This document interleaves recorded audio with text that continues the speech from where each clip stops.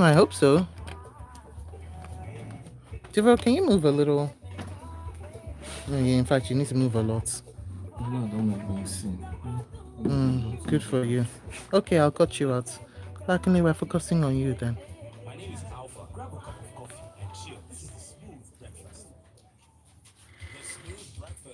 me just confirm that it looks okay.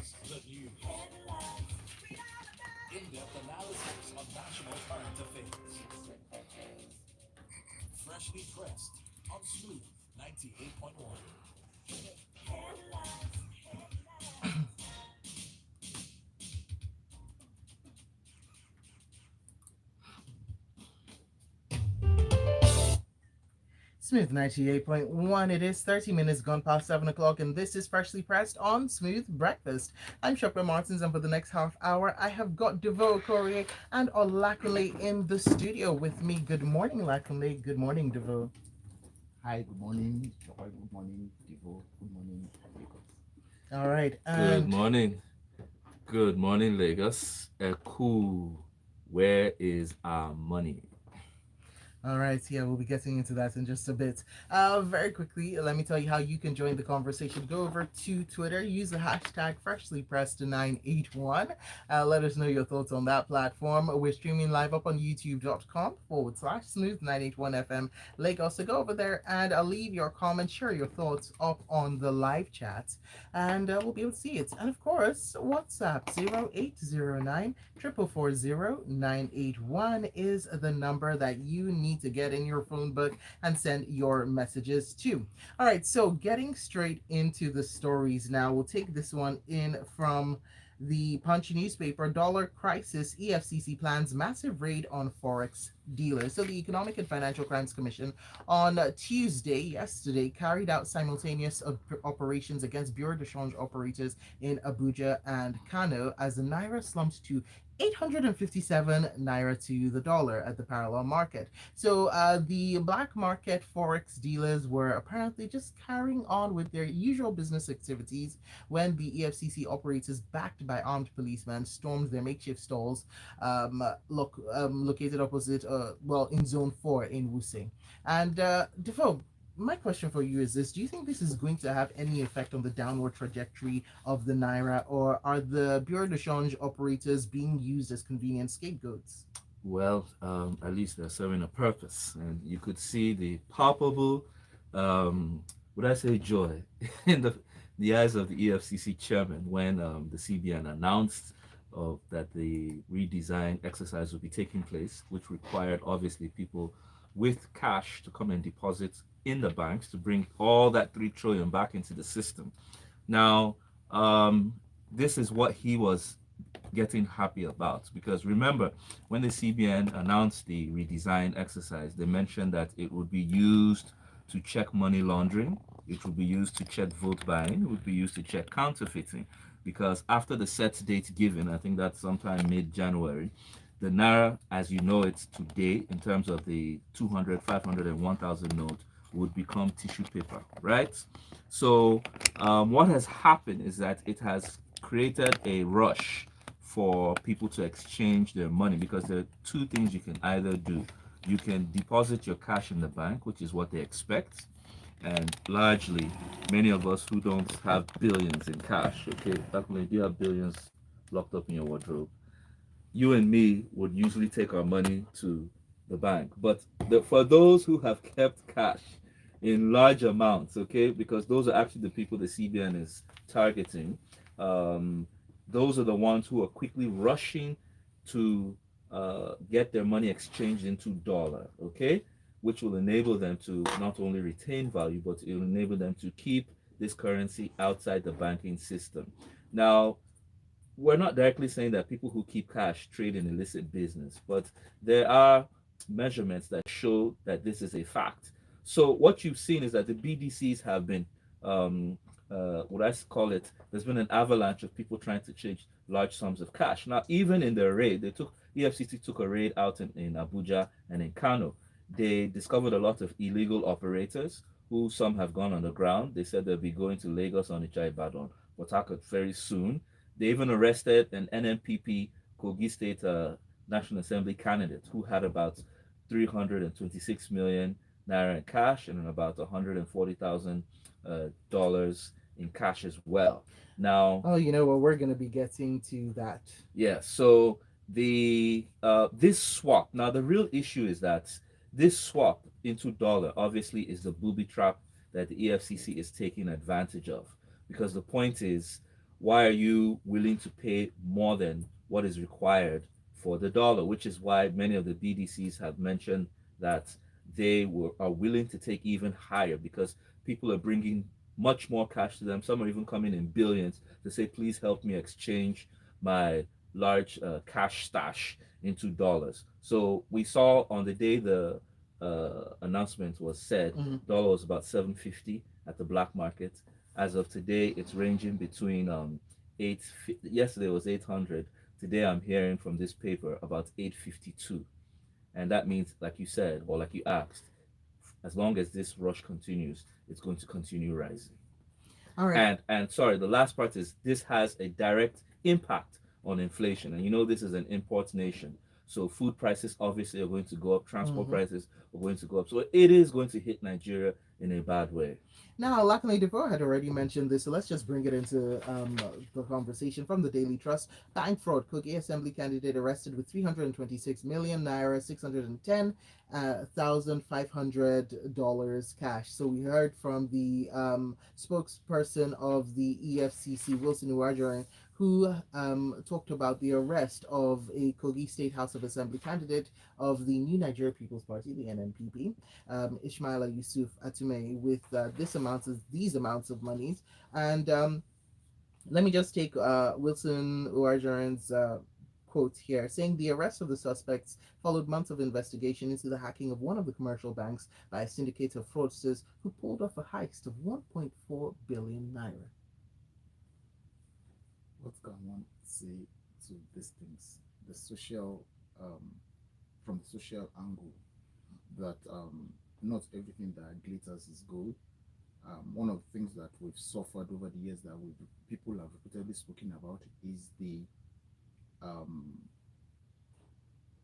is the value, how our values have changed. Now we are seeing criminals who are trying to get into mainstream of governance to kind of launder their monies. Now, this is an individual they robbed. They've hacked into a bank system. They've taken away 1.4 billion, and they've in various ways tried to hide the money. First transferred to an account for an oil and gas company, then from there distributed to car dealers, to bureau de change, and all that, and all of this trying to make the money disappear, and then the money ended up in cash in their different homes. Now, the other angle of it is also that the banks don't report this frauds as much as it should be reported, because this is also mentioned in the report. The Uwajuren said something about that the banks don't report them, and when they do report, they are even the ones that come back and say, look, let's just get the money back, or the much of the money we can recover, and don't let us make it. One can understand that they don't want people to lose trust in the safety of the safety they guarantee their depositors, right? One can understand, but the other side of it is that it also continues to embolden others. So if I do a fraud of 5 million in a bank today, and people around me say that all they did was just sack me and I still went home, somebody will do 50 million after, because he will think what they would maximum do is also allow him to go home. So we need to also look at it from that perspective. And this also brings us back to the eventuality of what we were saying about monies out of the system. Now this guy is taking the money out of the bank. There's nowhere to take it to. He's now kept it in his home, and luckily, because this investigation was sustained, its total of 887 billion was stolen. Is it billion or million? Now 1.4 billion was here's the thing: stolen. 887 million was paid into an account from which the monies were then paid into several bureau de change operators, Yeah. and the auto dealers as well. Okay, so the money now ends up in somebody's house, and so that's where the problem now is. Everybody wants money, and we cannot find money, and somebody is keeping this much money in his house. So it's not a direct relation to the resigning that we've spoken about. This is an investigation that has gone on because of a fraud that has happened in the bank. But it's just a reflection of what we do with money. That is an somebody who's got money in a criminal way, so it's kept it at home. And there are so many others like that, whether honest money or dishonest money. People have kept money in their homes. We were just making a joke of this on the social media yesterday. They said that there are people who have fetish for new notes, and when they see it with you, they can pay you a premium to have it and keep it at home and never spend it. And there are people like that also. There are people who do business, all their business they do it in cash. They don't do banks. We have um, places in this country today where, for example, as close as Lagos as possible. Let me mention one. There's a Ifo in Ogun State. There's only one commercial bank in the whole of Ifo town. It's a one commercial bank. So imagine the kind of business that goes on there. How many people will go to that bank to go and so a lot of them will keep cash at home. And but the point of this story is that we need to watch out for people who we celebrate and push on into governance.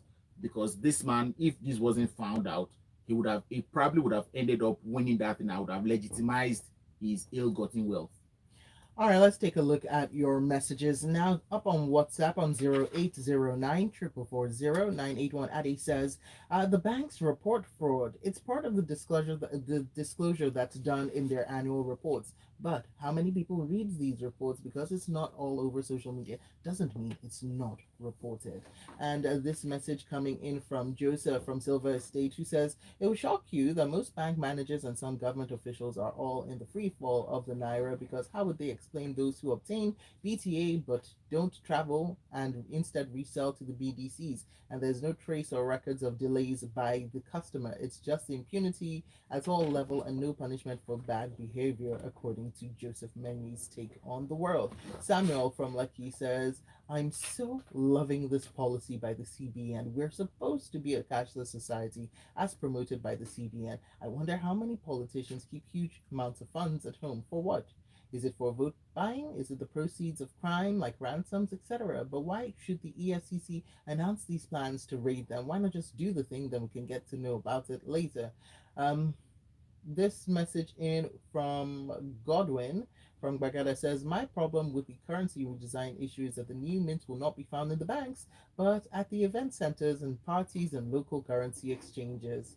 Um, Let me read this one. Benga Kamu, who says the bank. Oh wait, hold on. Who says, is the EFCC raid on BDCs the solution to the dollar crisis? And who aids the remittance of internet fraudsters? It's the bankers. It's the hardworking citizens that banks report to the EFCC, says Gringa. Whilst Ace from Ago says, billions stored at home under very painful circumstances. I even saw a video where people were sun drying large chunks of cash. Even if the CBN doesn't pull through with this new design, at least this cash, these monies are coming back into the system. All right, let's move on now. Um, more of your messages are coming in, but also let's focus on the next story. This one comes in from the Premium Times regarding budget. Nigerian government owing contractors 765 billion naira for roads and bridges, according to the Minister of Works and Housing, Babatunde Fashola, who said that the and I'm going to quote him now. He said that there is the inadequacy of annual budget provisions where 100 million naira or 200 million naira was provided for roads costing 20 or more billion naira. I think that quote says it all, Devo. Yes. Honestly, this is my favorite story of the day, and it's literally Fashalaw's report card for his 8 years in the federal government, as well as the Buhari government's report card on capital expenditure. As you remember, he was one of the super ministers, initially starting with Works, Housing, and Power. They took power from him, and he was left with Works and Housing. Still, at that, it is still a powerful ministry, because what you need to understand is that infrastructure, even though power is still infrastructure, telecoms is still infrastructure, maritime aviation is still infrastructure, but Works and Housing forms the basis of what many of us have come to know as federal government assets scattered here and there, which includes on the work side, you have roads, bridges. On the housing side, you have housing estates, etc. Now, literally what he was saying was that um, there was inadequate budget to actually fulfill all they had planned. And most times when we read the budget, we talk about the recurrent expenditure, which has to do with the payments of salaries, workers, and etc. nationwide. And then you get to capital expenditure. And capital expenditure is usually below 20%. And capital expenditure is actually where you grow the economy, Mm-hmm. because for any capital or infrastructure project, you're going to hire and employ so many people at various levels, from the highly skilled to the low skilled jobs. Okay. Now, he was saying that in this year, in terms of roads, they required about a 1 trillion naira. um, they were they were provided about they've paid about 110 billion, and they owe about 765 billion. Now that Huge, was for, huge, huge gap. yes, those were for highway projects. Now he was saying, in an instance whereby you only get about 10 to 20% of what you actually need, how far can you actually go? That at the end of the day, um, the Ministry of Works and Housing needed about 1.2 trillion, and they were only provided with 200 billion. Now, with that 200 billion, he said they completed about 20 major roads. Okay. Now, he also gave a report card on the alternative funding, because and this is where I need people to understand, in as much as government cannot provide everything. Now, and I want to link this to education and health, which are areas that we refer to as social infrastructure. So in this instance, where government was not able to provide all that Fashola needed, they had alternate modes of funding, and that came via the Presidential Infrastructure Development Fund, the Sukuk funding, as well as the tax credit scheme. And under those three channels, they raised about 1.3 trillion. You see that? And out of that 1.3 trillion, they've drawn about 750 billion, meaning about 60% budget performance. So you can see that despite the fact that government was not able to raise sufficient amounts, through alternate forms of financing, they were able to raise at least some extra to be able to take care of infrastructural projects. And my issue with this report card is that, why didn't they concentrate or blow this even to higher levels? And when I say higher levels, meaning carry the same level of alternate funding into other areas of social infrastructure funding. Like, as you can see, the big issue behind the ASU crisis was funding. And if the government could not afford it, why not begin to talk about financial autonomy or alternate forms of raising money for our educational systems? Same thing with health sector. Government can't really affect the health sector as far as they've gone. So look at ways of raising alternate funding so that we can begin to build the nation. It's important that when we have time, we break this down so that people can really understand. Buhari tried in introducing these aspects, but I wish he had done so much more. All right, from the Vanguard now, the Nigeria Employers Consultative Association, NECA, is backing the federal government on fuel subsidy removal. This was yesterday. It's expressed its support for the removal through the Director General of the body, Adewale Oyerinde, who said, and I quote, "Our position is for us to remove subsidy while you deal with the issues of the four refineries." When key officials in the organized private sector, the OPS, and key officials of government are also saying that, then it calls for deep reflection. Now, luckily, this is the employers in the organized private sector, right? That we're hearing this from. So, with the removal of fuel subsidy and its attendant, with conversation around the removal of fuel subsidy and its attendant effect on everything from transportation costs to food prices, should we be seeing this conversation turning to how employers plan on handling employee welfares and employee salaries? Because if the costs are going up but the salaries are staying the same, how exactly does the country, economy, and society move forward? Right. So there's nothing to say really to the history of the subsidies, but I just want to point something out. Between 2015 and now, um, the subsidy the government of Nigeria has paid on petroleum products has increased by over 800%. As at December 2015, we were paying 23.4 billion. As at June this year, it had gone to 4.8 trillion. So We've been watching the upward trajectory. Yes. exactly every day in that time, in that space of time, we've spoken about how we're paying more and more and more about for subsidy. Now, my question now really, my concern really is this, that let's for a moment imagine that as at the time it was 24.3, we had removed subsidy. We can't I'm saying, let's just for a moment imagine that money that for the difference between 4.8 trillion and that, what impact would we have felt of it in other sectors? The reason ASU went on strike for eight months was money. The reason Lagos Expressway hasn't been completed today is money. The reason so many things are outstanding, it's money. So now that we are now sure, as we have been assured by President Buhari, that by June next year subsidy is going off, NECA is supporting it now. So the questions now are, for me, in my opinion, what is the government's plan, and inclusive of the employers themselves, what is their plan towards in preparing for June 2023? What's their plan in respect of, like you said, salaries for their employees, keeping people's jobs, the social amenities, the infrastructure, school, health, all those things that government ordinarily promises to spend money on? How can government stop the wastages and pilfering that happens with government money? Because of course, if this money is not available, there's tendencies that some people in government will want to waste it, misapply it, misappropriate it, pilfer it, steal it, or whatever name we want to give it, right? And then where will these savings go to? Would we use it to what's it called? Do turnaround maintenance of our 4 refineries? We've been doing turnaround maintenances of those 4 refineries since I was born, right? And they've never worked at maximum capacity one day, right? Would it go to debt servicing? We have a debt of about 26.2 trillion naira to date. Yeah. Would we spend more of that money on servicing our debt? Will we use it to build more infrastructure? So those are the questions that, okay, so those are the questions that we should be asking ourselves, that NECA should be asking, should be providing suggestions and solutions to, so that June 2023 doesn't just happen on us, and then we are asking ourselves, what is the next step? We have between now, that's like we have like 8 months, if this is where NECA stands. They have several committees who work in NECA that advise government.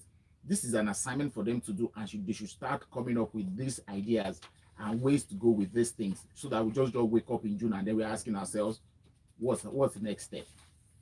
All right, your messages are coming in still. Do remember hashtag freshly pressed 981 up on Twitter, and go up on youtube.com/smooth 981 FM Lagos to leave a comment up on the live stream and see what's happening inside the studio.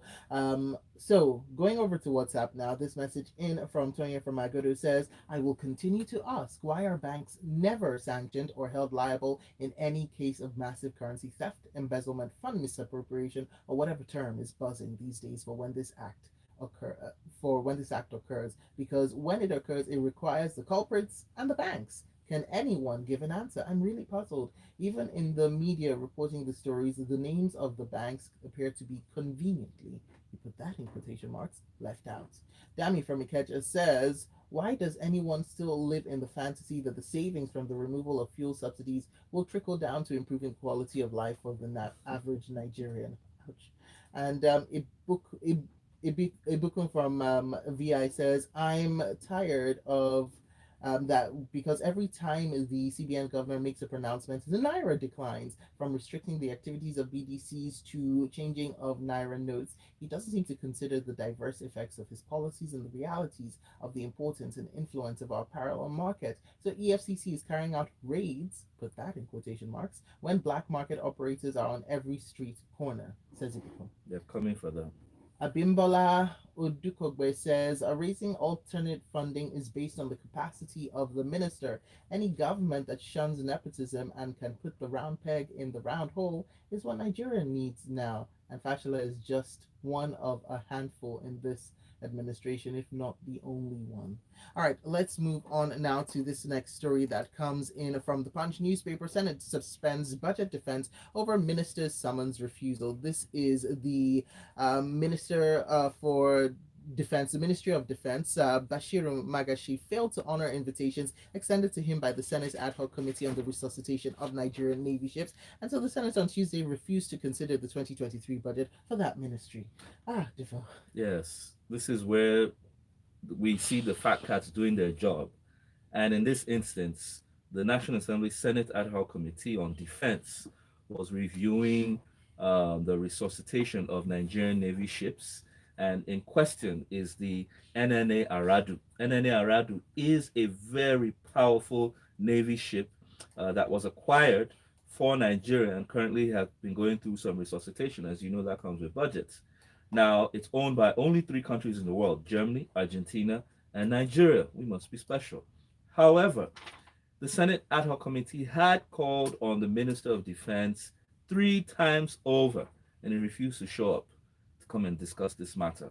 Hence, when the Minister of Defense came with their budgets to get a legislative review and passing, they were bounced.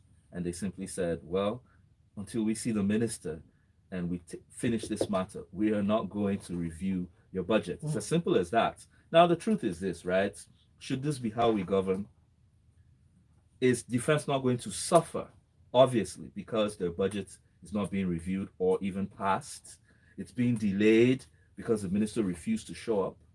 We thank God for the checks and balances with the National Assembly. However, why is the minister being clever by half? How do you expect the National Assembly to pass your budget and you're not even willing to stand up for accountability? And if he's slow to being accountable, why is the president, who has a former military career and understands the importance of defense, especially as insecurity is number one in the issues that Nigeria has, not intervening swiftly? I mean, let's, for once, we can clap for our National Assembly. But the truth is, those fat cats, they should have been doing this so many times over in every aspect of governance Yes, that has Diva. to do with We expenditure. see the in this backhand country. of your compliments. Yes, sir. From the Nation, we have this one. 5J docked for allegedly owing ex-AG 900 million naira legal fee. The former Ekiti State Governor Ayodele Fayose was brought before the High Court sitting in Ado Ekiti for his alleged inability to offset the 900 million naira that he owed to his former Attorney General and Commissioner for Justice, Mr. Oshenyi. Ajayi as a legal fee. Now he was Fayose's Attorney General and Justice Commissioner during his first and second terms as governor from 2003 to 2006 and from 2014 to 2017. And there's this matter, very little of 900 million naira between them and the court. So you see, the problem here is, while he was governor, the man he was Attorney General and Commissioner for Justice. So at that point, was he representing the state government or Mr. Ayo Fayose, the individual?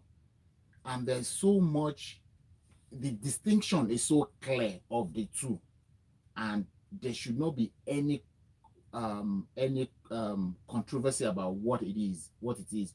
But because it is politics and everybody wants to play loyalty and all that, all this were not ironed out. I would not imagine myself, even as I am, that I want to work for someone. I would not clear this. Am I working for the government or for you, the individual? Because ordinarily, that is where I will hide as the person being asked to come and pay 900 million. And the man also said, I know him.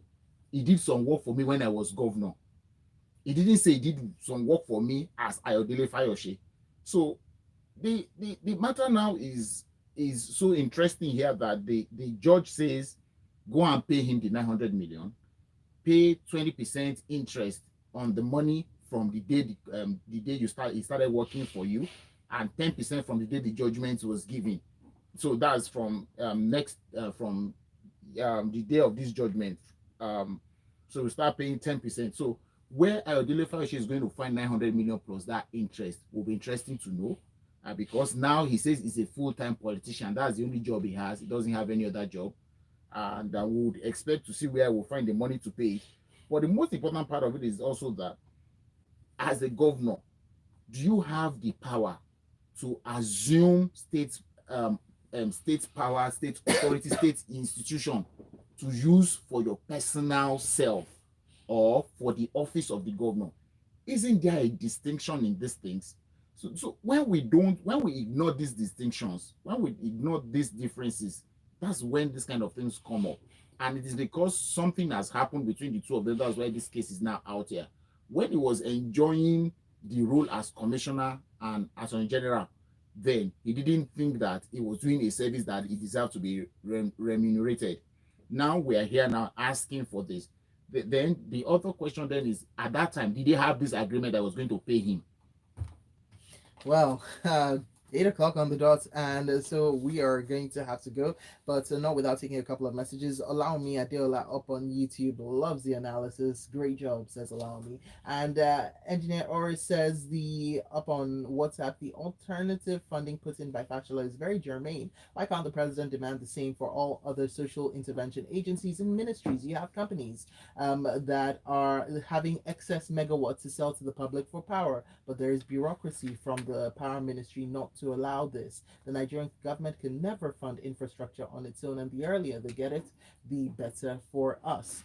All right, and that is that. Thank you so much, gentlemen, for joining me for this half hour to discuss what's going on in the news. And you can continue the conversation with Lakunle. He is up on Twitter at Lakunle70. Can't get any easier than that, at Lakunle70. And Vo will be with me at 9 o'clock for Lagos Talk. So let's do that.